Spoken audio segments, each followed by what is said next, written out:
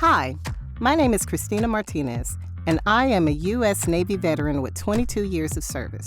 I continue to serve as the Enterprise Cybersecurity Risk Manager out of Johnson Space Center. At NASA, we pay tribute to all the men and women veterans that continue to lead the way in the future of space exploration.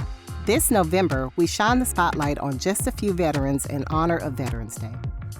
Our journey back to the moon and on to Mars starts at home, and NASA's veterans are a big part of accomplishing that mission. Veterans currently make up 12% of NASA's workforce. Many of the most iconic figures at the agency, our astronauts, have a strong veteran tie. In fact, all NASA astronauts were military pilots until 1965. Of the 385 total NASA astronauts, 223 were veterans. Veterans continue to have a sweeping impact on NASA in every corner of our workforce.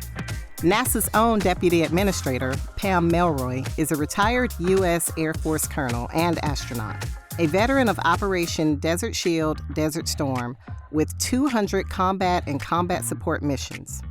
She has also logged 38 days in space across 3 missions to help build the International Space Station. NASA astronaut Dr. Johnny Kim is a former U.S. Navy SEAL.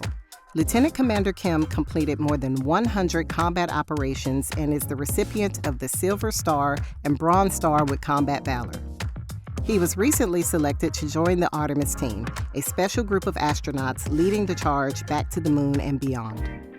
Current chair of the NASA Advisory Council, retired General Lester Lyles, entered the U.S. Air Force in 1968 and served in many different assignments, from Avionics Division Chief in the F-16 Systems Program Office to eventually becoming commander of the Air Force Materiel Command. Before becoming NASA's 12th administrator, Major General Charles Bowden got his start in the United States Marines. He flew more than 100 combat missions in North and South Vietnam, Laos, and Cambodia while stationed in Thailand. After joining NASA's astronaut office in 1980, he traveled to orbit 4 times aboard the Space Shuttle. His flights included deployment of the Hubble Space Telescope and the first joint U.S.-Russian shuttle mission. While he was NASA's administrator, he led the agency in developing a Space Launch System rocket and Orion spacecraft that will carry astronauts to deep space destinations such as the Moon and Mars. Lieutenant General Larry James entered the Air Force as a distinguished graduate of the United States Air Force Academy in 1978. He commanded at the squadron, group, and wing levels, was vice commander of the Space and Missile Systems Center, and served as the senior space officer for Operation Iraqi Freedom. He retired from the Air Force in 2013 to assume the role of Deputy Director of NASA's Jet Propulsion Laboratory and served as Interim Director of JPL.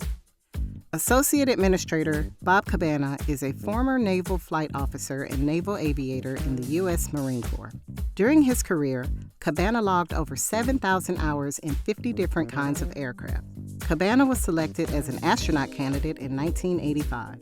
A veteran of 4 space flights, Cabana has logged 38 days in space, serving either as the pilot or mission commander. His 4th flight was the first assembly mission of the International Space Station in 1998. And finally, our very own Administrator Bill Nelson began his career as a captain in the U.S. Army. After the Army, Administrator Nelson continued to serve in public office over 4 decades. In 1986, he flew on the 24th flight of the Space Shuttle. The mission on Columbia orbited the Earth 98 times over 6 days. Senator Bill Nelson was sworn in as the 14th NASA Administrator in 2021, tasked with carrying out the Biden-Harris administration's vision to prepare the next generation to return to the moon and on to Mars. From politics to space, veterans continue to serve, and that is worth celebrating.